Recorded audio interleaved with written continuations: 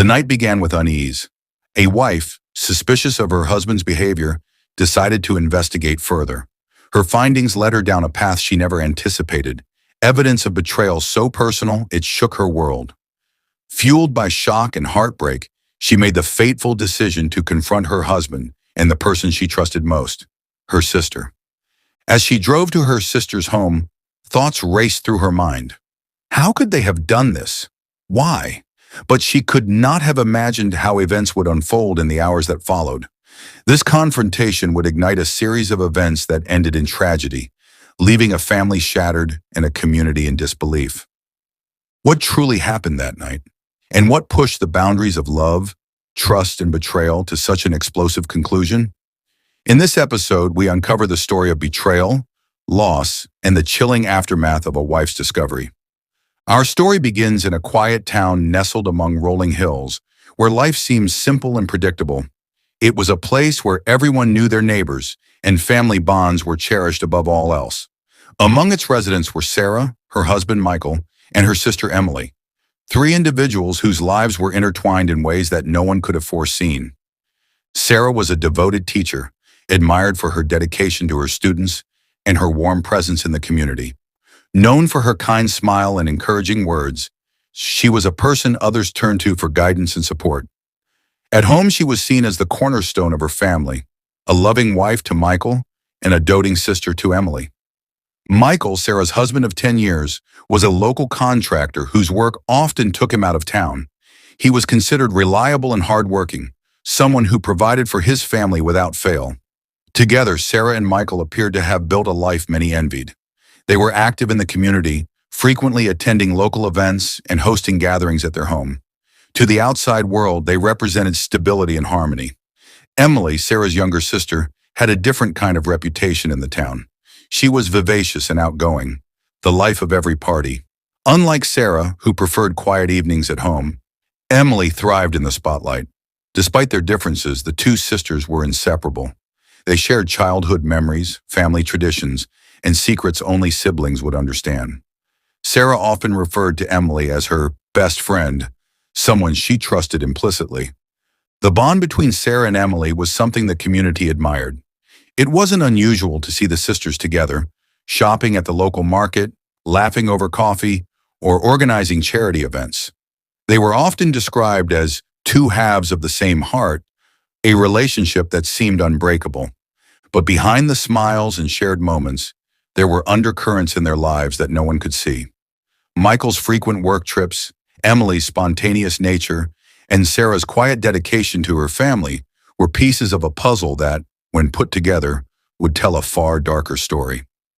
The town, small and close-knit, had its fair share of gossip, but no one could have anticipated the storm that was about to unfold. The trust that bound Sarah, Michael, and Emily together was about to be tested in a way that would leave a lasting scar on the community. As we unravel the events leading to that fateful night, we must ask ourselves, how well do we really know the people closest to us? And how far can betrayal reach before it shatters everything we hold dear? It started like any other day in Sarah's life. Routine, predictable. She went to work, greeted her students, and poured her heart into her lesson plans. But something had been gnawing at her for weeks. Michael had been acting distant, his phone always out of reach, his explanations for late nights more frequent and less convincing. For a woman who trusted easily and loved deeply, doubt had become a shadow in her mind. That evening, while tidying the house, Sarah stumbled upon something she couldn't ignore. Receipts. Receipts for expensive dinners at a restaurant she had never been to. And on dates Michael had claimed he was working. There were hotel bookings too, all charged to his account. The details were there in black and white, glaring at her, forcing her to confront what she had been dreading.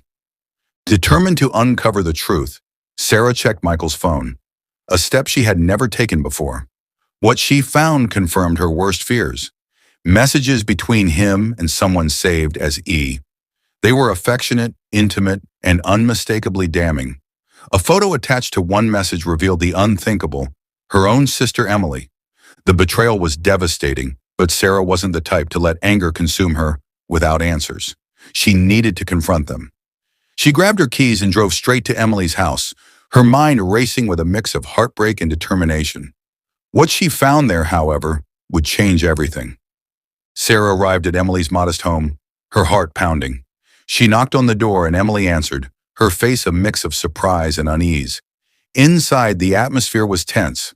Michael was there too, his expression turning from shock to guilt the moment he saw Sarah. Confrontation was inevitable. The argument that followed was raw and emotional. Sarah demanded answers, her voice trembling with the weight of betrayal. Emily tried to explain, but her words only deepened the wounds. Michael stood frozen, caught between the two women he had betrayed. The confrontation grew heated, accusations flying, emotions running high. Neighbors later reported hearing raised voices and the sound of something breaking. Eventually, Sarah stormed out, her tears blinding her as she drove home. Her world had crumbled in an instant. Back at her house, the reality of what had happened began to sink in. She paced the living room, her thoughts a chaotic mix of anger, sorrow, and disbelief. Hours passed, but the pain didn't subside. Michael returned home, and the tension reignited. Their argument escalated quickly, fueled by the emotions both had tried to suppress. Words turned into shouts, and shouts turned into something far darker. The once peaceful home became a battleground, the love they had shared now a distant memory. By the end of the night, the situation had spiraled beyond anyone's control. Police reports later detailed the violent confrontation, leaving the community stunned and a family irreparably broken. What truly happened in those final moments remains a haunting mystery. But one thing is certain, the choices made that night left a scar that would never heal. The call came into the local police station just after midnight. Dispatchers described a frantic voice on the other end, a neighbor reporting loud yelling, and a sudden, chilling silence from the home of Sarah and Michael. Within minutes, patrol cars arrived, their flashing lights casting eerie shadows across the quiet street. Officers cautiously entered the home, their steps heavy with the uncertainty of what awaited them. Inside, they found chaos. Furniture was overturned, broken glass littered the floor, and a heavy tension seemed to linger in the air. In the living room, Sarah lay motionless.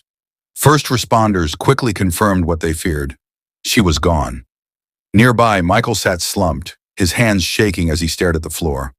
Officers detained him immediately, noting the deep scratches on his arms and the bruises forming on his face. The investigation began in earnest as crime scene technicians meticulously documented every detail. Photographs were taken of the disarray, blood spatter patterns analyzed, and potential weapons identified. Among the items collected was a kitchen knife lying near Sarah's body. Its presence raised questions about whether it had been used in the altercation or was simply caught in the chaos of the night. Detectives turned their attention to Michael. His initial statements were fragmented and evasive, painting a picture of a man overwhelmed by guilt and fear. He claimed the argument had escalated unexpectedly, that emotions had overtaken reason, but his version of events lacked consistency, and investigators pressed him for more. Witnesses were next on the list. Neighbors described hearing the argument earlier that evening at Emily's house. They reported Sarah's anguished voice accusing both Michael and Emily of betrayal, followed by the sound of a door slamming as Sarah left. The timeline began to take shape, but questions linger about what had truly occurred behind closed doors. Emily's involvement complicated the investigation further. When questioned, she admitted to the affair but denied any knowledge of the events leading to Sarah's death. Her cooperation seemed genuine, but her role in the betrayal cast a shadow of doubt. Detectives faced the challenge of disentangling the personal dynamics from the physical evidence. The community, meanwhile, was in shock. News of the affair and its tragic outcome spread quickly, sparking debates and speculation. The betrayal within the family amplified the public's interest, making it a case that everyone seemed to have an opinion on. Local reporters swarmed the neighborhood, their cameras capturing the grief-stricken faces of friends and neighbors as they grappled with the reality of what had happened. As investigators delved deeper, they uncovered additional evidence. A series of texts between Michael and Emily exchanged hours before the confrontation. The messages revealed plans to meet again and expressions of guilt over the affair, but contained no indication of an intention to harm Sarah. These communications added another layer of complexity, raising questions about whether the tragedy was truly an accident or the result of premeditated actions. Despite their progress, detectives faced obstacles at every turn. The emotional volatility of the case made witness accounts inconsistent, and the lack of clear forensic evidence left room for doubt. Piecing together the events of that night required not only a technical understanding of the evidence, but also a deep dive into the psychological dynamics of betrayal, anger, and loss. As the investigation continued, the focus shifted to the legal ramifications. Was this a crime of passion or something more deliberate? The community watched anxiously as the pieces of the puzzle slowly came together, each revelation bringing them closer to understanding the devastating truth. The arrest of Michael unfolded swiftly after the initial investigation. Police officers escorted him from the crime scene under the watchful eyes of neighbors and reporters who had gathered nearby. As the handcuffs clicked into place, it was a stark moment of realization for both Michael and the community that a life had been lost and someone would be held accountable. In the days leading to the trial, prosecutors worked tirelessly to build their case. The evidence was extensive. Photographs of the crime scene, the knife recovered near Sarah's body, and forensic reports confirming the struggle that preceded her death. But perhaps the most compelling element was the series of text messages between Michael and Emily, exposing the affair and providing critical context for the tragic confrontation. When the trial began, the courtroom was packed. Family members of both Sarah and Michael sat on opposite sides, their grief and disbelief evident. The community, still reeling from the shock, followed the proceedings closely, with news outlets providing daily updates. The prosecution painted a harrowing picture of the events that night. They argued that Michael, consumed by guilt and desperation, acted out in anger when confronted by Sarah. Witnesses were called to testify, including the neighbor who had heard the argument and Emily herself. Emily's testimony was particularly impactful as she recounted the moments leading up to Sarah's arrival at her house, her own confrontation with her sister, and the heartbreak of witnessing her family unravel in such a devastating way. The defense, on the other hand, portrayed Michael as a man overwhelmed by emotions. They argued that Sarah's discovery of the affair had led to a volatile confrontation, one that tragically escalated beyond anyone's control. They pointed to Michael's immediate call to emergency services after the incident as evidence of his remorse and lack of intent. Testimonies from character witnesses further complicated the narrative. Friends and colleagues described Sarah as a compassionate, devoted teacher and wife, someone who had dedicated her life to her family and her students. Michael's co-workers, however, spoke of his increasing stress in recent months, hinting at a man grappling with internal struggles that had gone unnoticed until it was too late. The jury also heard emotional statements from Sarah's parents, who expressed their devastation at losing a daughter under such circumstances. They spoke directly to Michael, questioning how someone she trusted could betray her so profoundly. As the trial neared its conclusion, the jury was presented with the final arguments. The prosecution emphasized the betrayal, the rage, and the irreversible consequences of that night. The defense urged the jury to consider the human element, the emotional chaos of betrayal, and the possibility that the tragedy was not a calculated act, but a momentary lapse in judgment. After several days of deliberation, the verdict was announced: guilty of voluntary manslaughter. The courtroom erupted in a mix of relief, sorrow, and outrage. Michael was sentenced to 15 years in prison, a decision that left some feeling justice had been served while others believed it fell short. In the aftermath, the community struggled to heal.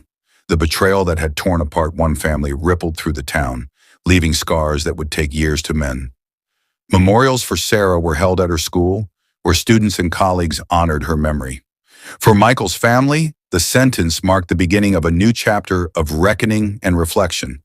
The case left lingering questions. Could it have been prevented?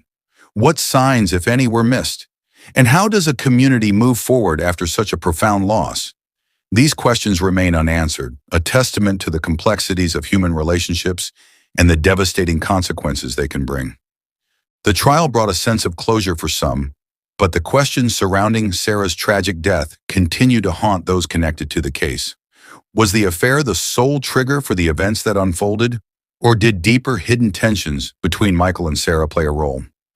Friends and family speculated about the pressures they faced as a couple. Were there unresolved conflicts, financial strain, or emotional wounds that may have fueled the confrontation that night? For many in the community, these questions have no easy answers. Close friends of the couple recalled occasional arguments, but none had anticipated such a catastrophic end. Some pointed to the emotional weight of Sarah's discovery. Was it the betrayal itself, or the specific betrayal involving her sister, Emily, that ignited such devastation? Others have debated whether the tragedy could have been prevented. Were there warning signs of the volatile emotions brewing beneath the surface? Could closer friends or family members have intervened to de-escalate the tension before it reached a breaking point?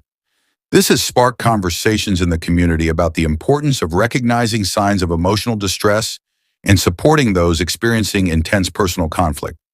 Michael's defense team has hinted at the possibility of an appeal, citing his emotional state as a critical factor that may not have been fully considered in court. Legal experts have debated the fairness of the verdict and sentence, while others argue that no punishment could truly address the depth of the loss. For the families involved, healing has been an uphill battle. Sarah's parents have devoted themselves to preserving her legacy, creating scholarships in her name to support young educators.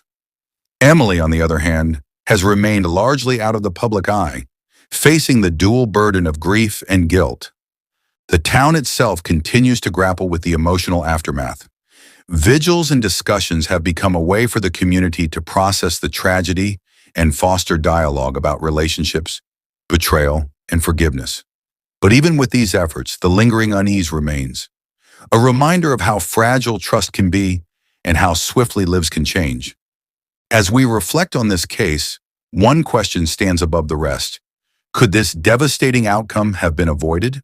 While answers may remain elusive, the story of Sarah's life and death continues to resonate, serving as a stark cautionary tale about the consequences of betrayal and the human cost of unresolved conflict. As we come to the end of this tragic story, we're reminded of the profound impact that betrayal can have, not only on individuals but on entire families and communities. The web of trust that binds relationships is fragile, and when it's shattered, the consequences can be far-reaching and devastating. Sarah's story is a painful testament to how emotional wounds, when left unaddressed, can escalate into unimaginable outcomes. Her untimely death leaves behind a trail of grief, unanswered questions, and a community struggling to make sense of it all. But this case also raises larger questions about how we navigate betrayal and conflict in our personal lives. How do we confront difficult truths while avoiding destructive consequences? And how do we, as a society, offer support to those grappling with emotional pain and betrayal? We want to hear from you. What do you think about the events that unfolded in this case? Have you experienced or witnessed similar situations where trust was broken? And how did it shape your perspective? Share your thoughts and experiences in the comments below.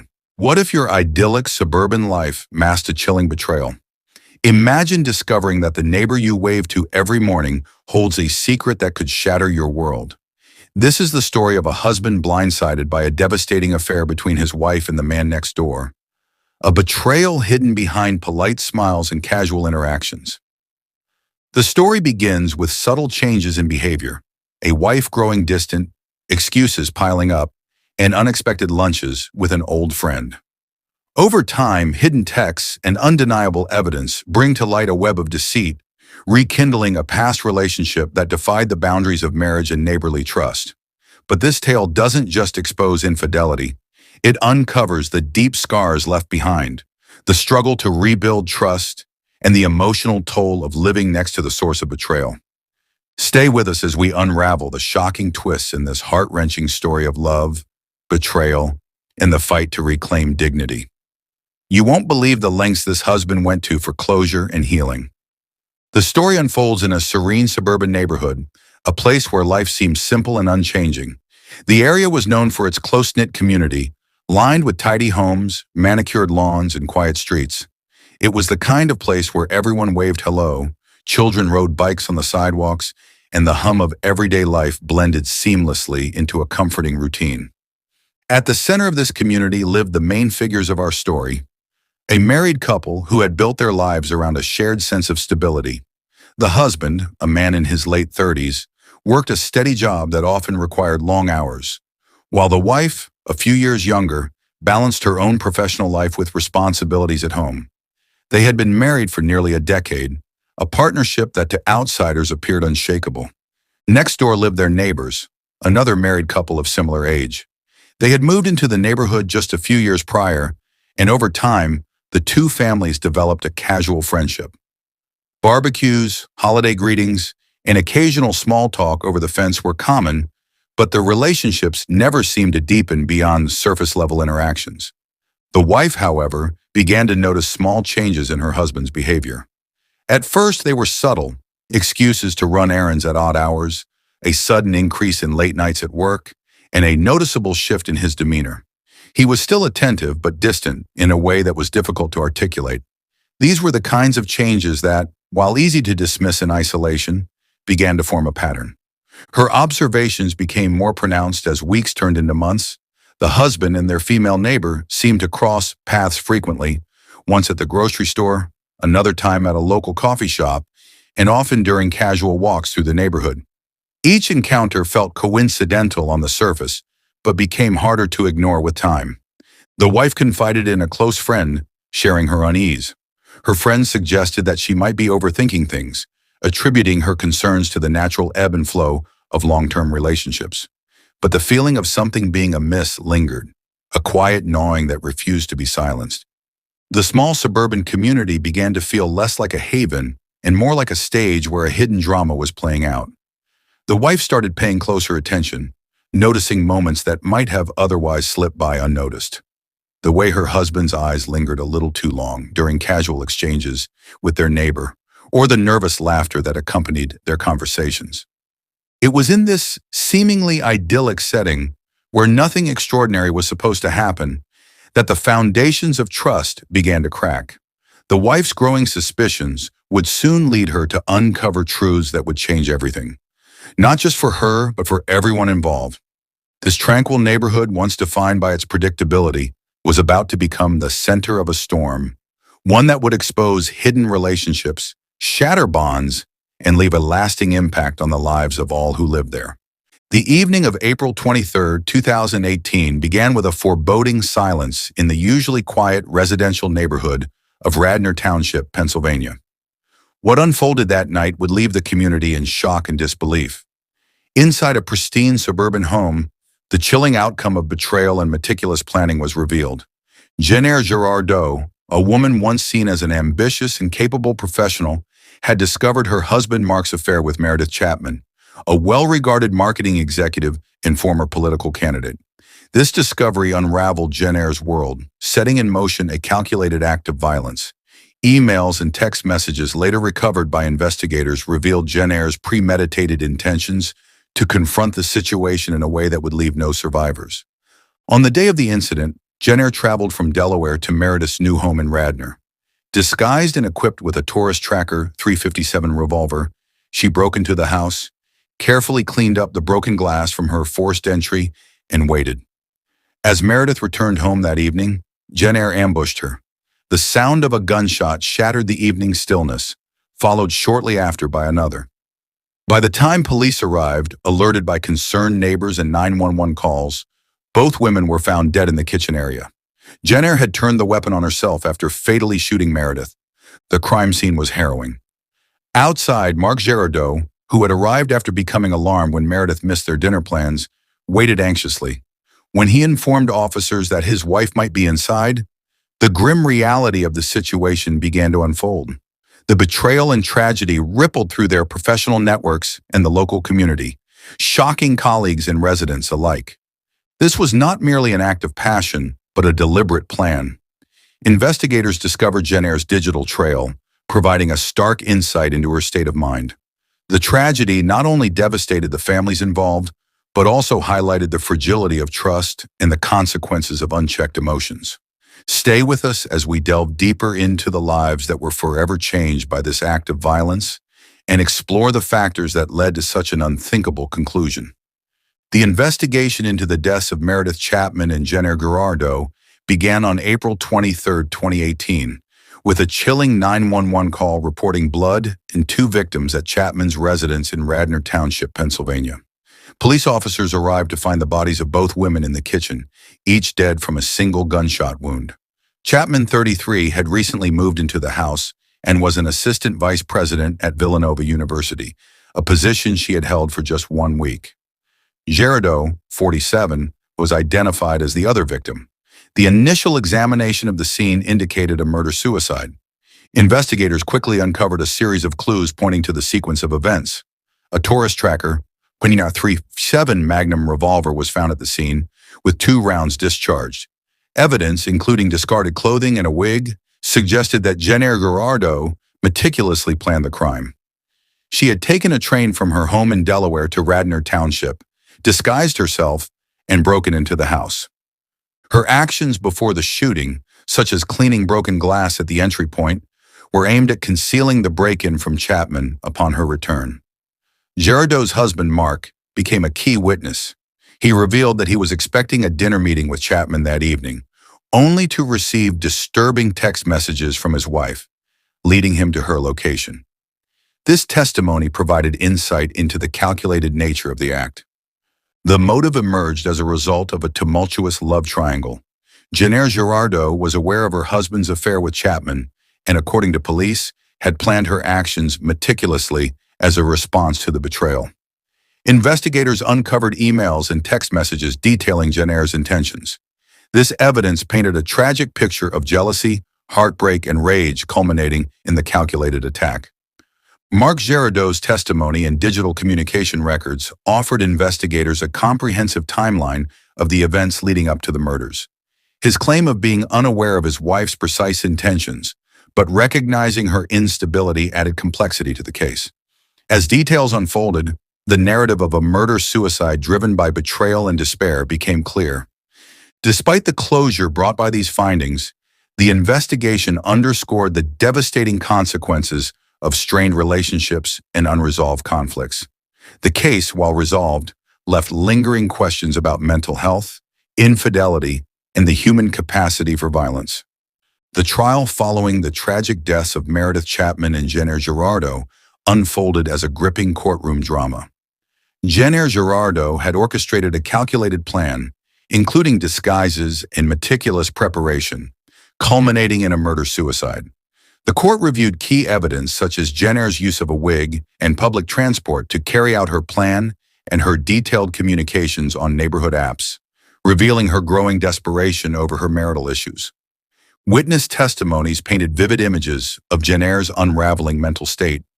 Messages she posted online showed her seeking marital counseling and grappling with the revelation of her husband Mark Girardeau affair with Chapman.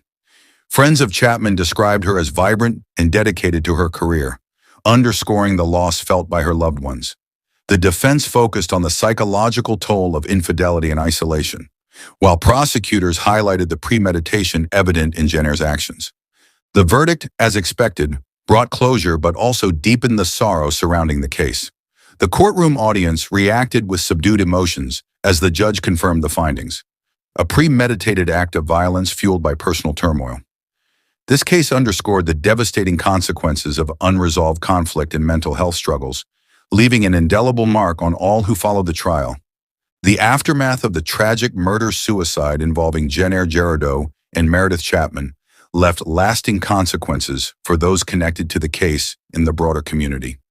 Following the violent events on April 23, 2018, Mark Girardeau, Jennifer's husband and the individual at the center of the love triangle, expressed deep remorse.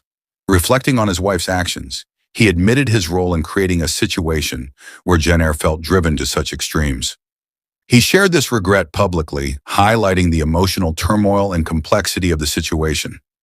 The case brought national attention to the dangers of unchecked emotional distress and the devastating outcomes of marital discord. Jennifer's obsessive tracking of her husband and the premeditated nature of her actions, as revealed by recovered texts and emails, illustrated a tragic narrative of heartbreak and revenge. Law enforcement and mental health advocates use the case to emphasize the importance of addressing mental health issues early and offering support systems for individuals experiencing emotional crises. In the professional sphere, Meredith Chapman was remembered as a rising star in academia and politics, whose career was tragically cut short. The loss reverberated through her community, raising questions about personal boundaries and the hidden pressures behind public success. Jenner's actions left many questioning how social and emotional issues in relationships can escalate without intervention. This case left a lasting impact, reminding society of the importance of mental health resources, open communication in relationships, and the need for community vigilance to prevent such tragedies in the future.